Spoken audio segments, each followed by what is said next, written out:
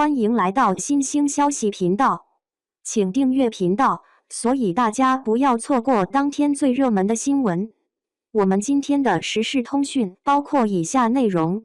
白月泛星开播全网热度第一，白鹿又把古装剧拍成了爆款。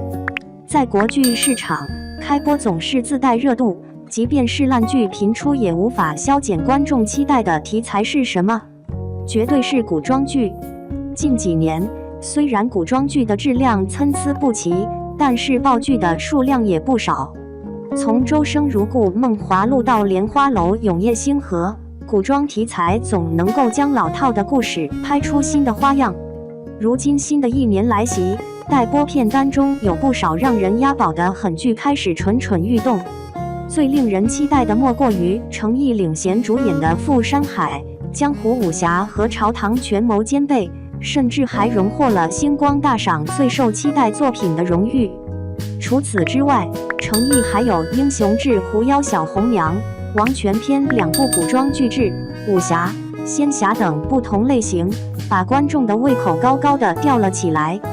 不过还没等程毅出手，另一位古装顶流白鹿率先出击，让观众期待已久的白月繁星上线讨场，首播仅4个小时便拿下全网热度冠军，热度势如破竹。看来2025年的第一部古装爆款就是它了。虐恋纠缠，故事太够劲儿。白月泛星讲述了凡人少女白硕白鹿氏因幼时被神仙相救，便立志学成仙术报答恩人。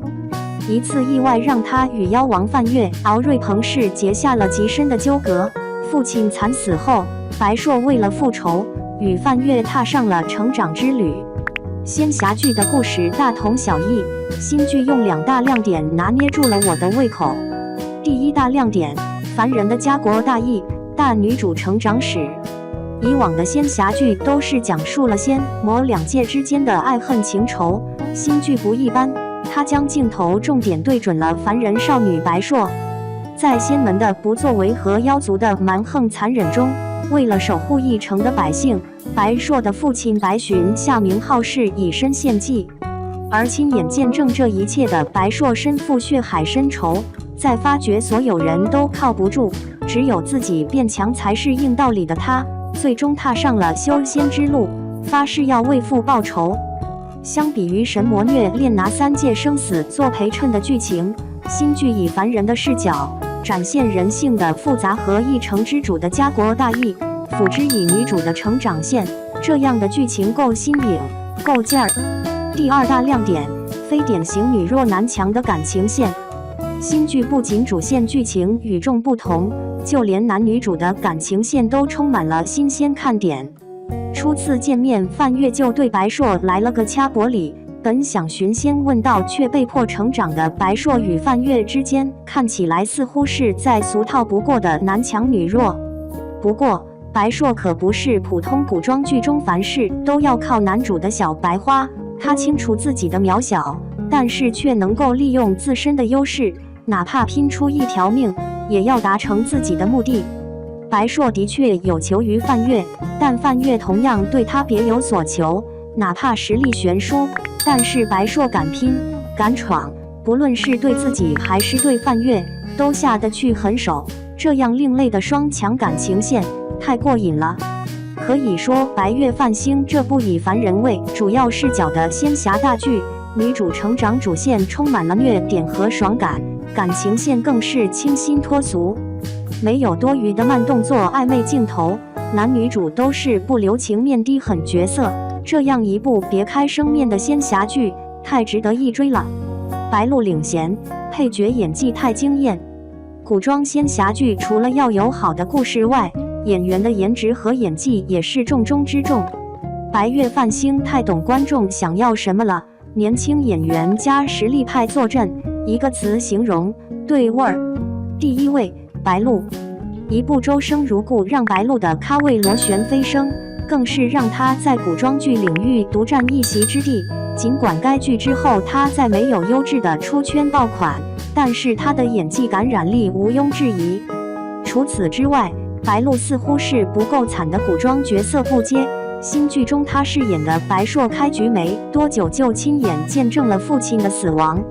被妖族设下结界，看着父亲被妖毒折磨并自杀，白硕悲痛欲绝地拍打着屏障，眼泪止不住地落下，转头看向嚣张残忍的妖族，眼神又瞬间充满了仇恨，高声呐喊着要杀了对方，悲痛和恨意仿佛溢出了屏幕，情绪感染力太强了。有白鹿挑大梁，这部新剧绝对够酸爽。第2位，带路娃。《长相思》中从天真烂漫到肩负起公主之责的阿念，到了新剧中竟然成为了杀人不眨眼的妖族茯苓。坐在房檐上，一边是白硕悲痛的哭喊声，一边是凡人被折磨的画面。茯苓嘴角含笑，轻轻一抬头，妖族的嗜血和残忍无情就被刻画得淋漓尽致。带路娃的可塑性太强了，从神女到妖女，换脸式演技相当有看头。第3位，涵洞。中生代实力派涵洞在《封神榜》《步步惊心》《西北岁月》等剧中都有着出彩的表演。新剧中他化身反派阵雨，心狠手辣的程度远高于茯苓。上一刻还满脸正气的套仙者的话，当对方再给不出有用信息后，阵雨笑意盈盈的脸色一变，低垂着眉眼看着从身后袭来的金光扎穿对面人的喉咙。从仙风道骨到满身杀气，涵洞丝滑的表演给足了角色反差感，表演太绝了。第4位，夏明浩。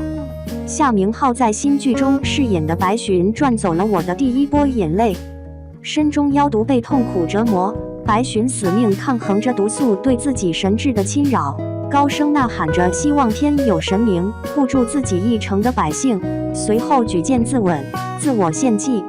眼中是对一城百姓安危的担忧和不舍，泪光连连，悲痛的神情和绝望的嘶吼声带着动人心脾的力量。夏明浩将角色的复杂情绪丝丝入扣地演绎了出来，精湛的表演让人忍不住跟着落泪，唯一的缺点就是他下线太早，实在是太令人舍不得了。第5位，常华森。常华森在《一念关山》里饰演的李同光令人印象深刻，到了新剧中，他饰演的中招也是个极具虐点的角色，因为不得已的隐瞒和欺骗而失去了白硕的信任，看着被范月带走的白硕，中招趴在地上，眼神悲痛中带着强烈的不甘和一丝恨意。这个角色后期究竟是否会黑化呢？太令人好奇了。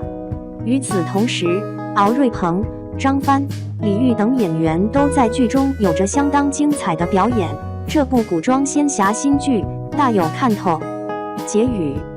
作为国剧市场旱涝保收的一种题材，古装剧近几年虽然爆款频出，但是烂剧的数量也急剧增加，而仙侠剧更是成为了一些流量明星刷脸博热度的重灾区。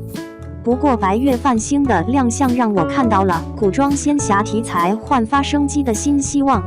将烂俗的故事讲出新意，不再是仙人恋爱3界覆灭，而是以凡人之躯对抗仙妖2界，这样充满了虐点和爽点的剧情对观众来说有着别样的吸引力。除此之外，新剧年轻演员加实力派加盟的演员阵容更是保证了剧集的演技水平，说是演技盛宴太夸张，但是演技绝对不拉胯。我相信只要该剧后续剧情不狗血不烂尾，那它一定能够成为2025年的开年爆款。那么你觉得这部剧好看吗？